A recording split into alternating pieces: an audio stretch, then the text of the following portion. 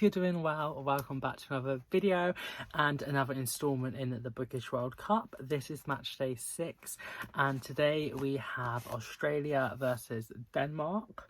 And yeah, let's get on with the match.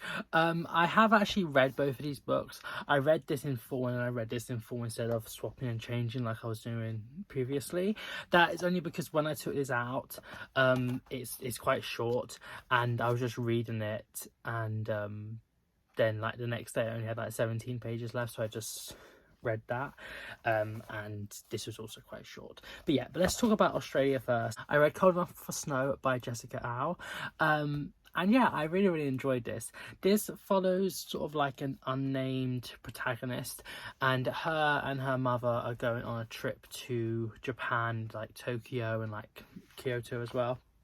And it's literary fiction, so quite little really happens. It's more about the relationship between her and her mother, and also like and both of theirs identity and like nationalhood in a way. The mother was originally from Hong Kong, and I believe the two of them and her other sister moved to Australia when like she was very young, or possibly before she was born, and that's where she should have been living. And now she is, I want to say like mid to late 20s ish, and they're on this trip to sort of like reconnect a bit, because her and her mother have sort of like grown apart a little bit, and they're also living in different cities at the moment. And yeah, so there were sort of like these different like recollections, thinking back to like when she was a child, and also like when she was at university, and when she went to see her like husband or like boyfriend's like family, and also the sister like going back to Hong Kong and things.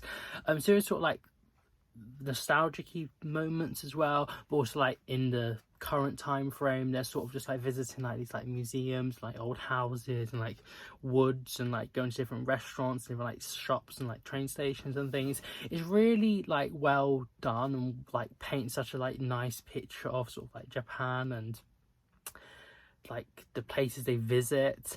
And yeah, it's very nice. It feels like quite like ethereal and sort of like dreamlike in some sense as well. It's hard to explain, but it's very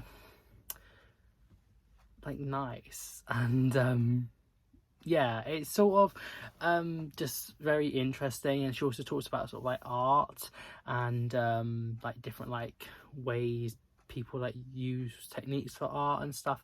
And there's a certain woman she's talking about how when you look at like some person's work, it's sort of looking like a train going through like quite fast. And that's sort of how this feels a bit like. It's a little bit like, just, I don't know, like you're seeing it, but you're seeing it a little bit blurry, and it just, I don't know, it just feels really nice. And it feels like very not weird, but different to how what I've read before. And yeah, so yeah, it's not really that much happens, but I do really like the like discussions on what it talks about, and just like the relationship between her and her mother, and just them as characters and their past and thoughts and feelings and things. And yeah, I would really recommend this. For star rating, I'm not 100% sure yet. I'm thinking maybe like 4.5.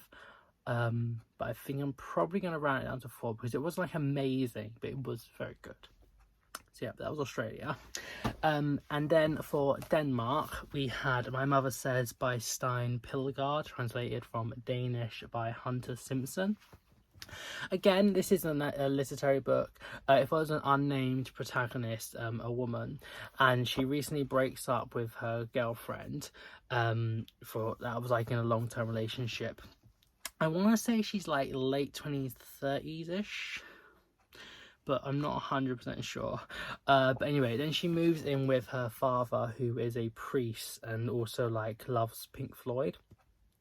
And there's just sort of like these different like conversations in a way, and like the way it explains sort of at the back, and like I think in someone's like blurb thing, how it's sort of like different scenarios of people talking over and past each other but not really at or like with each other, and that is a very good like way of explaining what a lot of this book is. It's sort of just her, like when she talks with like her father and back with her ex-girlfriend, her friend Mull, I think it's something like that, and also her like therapist, and like, well, actually a doctor, actually I don't think it's a therapist, and yeah, it's strange, but I did enjoy it. It's just, it's all like a bit weird, and like, again, like little happens, like I don't really know what really happens in this book. It's just sort of like just talking and sort of understanding sort of like the messiness of sort of like human conversations and life in a way. And yeah, the main character is quite like weird, and I would say she does act maybe a little bit younger than you would expect her to, but it is quite funny, and she's quite like witty and quick, especially like when she's talking like with her mother and father, at just sort of like trying to change the conversation in a way. And it's sort of like they want her to sort of like get her life together, but she doesn't really know exactly what she wants to do it on the whole, and she's trying to like complete like her theses and just sort of like pondering on just sort of like going through life, not really knowing exactly where to look. And yeah, I feel like it's quite relatable and enjoyable, and I did enjoy it quite a lot. I did think the translation was quite good as well, like it kept its like nuance and sophistication and things. Also, in this book there's like normal like parts that like they're not really chaptered, but they're just like whatever, and then there's these bits called monologues of a seahorse, and I think there's like 13 of them, and in these sections it's sort of like recollections on memory in a sense, because you find out quite early on that when she's talking with her doctor that there's like this seahorse shaped part of the brain, I forgot what it's called, but that is where like the links that between memories and like things are made and stored. So it's sort of just like these like what's it, what did I say, memoirs, no monologues, of like this part of the brain, I guess, just thinking back of like all like the smells and like the things it sees and like the things that like the person like touches, and like it's sort of like talking about like there's a museum in there and different things. It's very, very weird and very like you don't really know what's actually going on. It's quite hard to explain, but I guess like that is, it does make sense on the whole and like the bigger picture, but just like when you're focused in it, it's just a bit like what's going on. But when you come back, you're like, okay, I get that and I appreciate it. And yeah, did I think it was necessary? No, but like it didn't really take away much from the book. They were quite small parts, but like I didn't need them, but whatever. And yeah, I enjoyed this. I think I'll probably give this maybe like 4 stars. Yeah, maybe 4.25. I don't know. I did enjoy it quite a lot. It was just both of these didn't really like change that much of me, or like they weren't like amazing, but they were good. And I feel like now, because I've read a lot of books, I'm sort of getting a bit more like, well, you have to sort of reach a certain point for me to like really love you and get like a higher rating than I might have done like a year ago.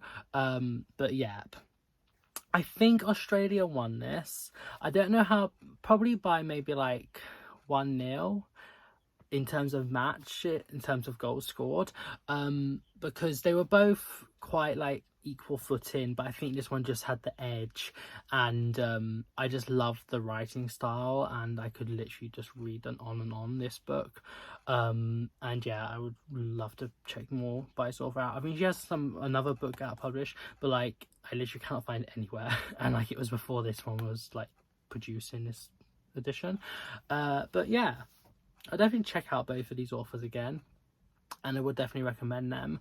But sorry Denmark, you are going home, and Australia is progressing to the next round. So yeah, I really hope you enjoyed today's video. This is the shortest one yet, and yeah, enjoy it, have a nice morning, even like wherever you are in the world, and I shall see you very soon. Bye.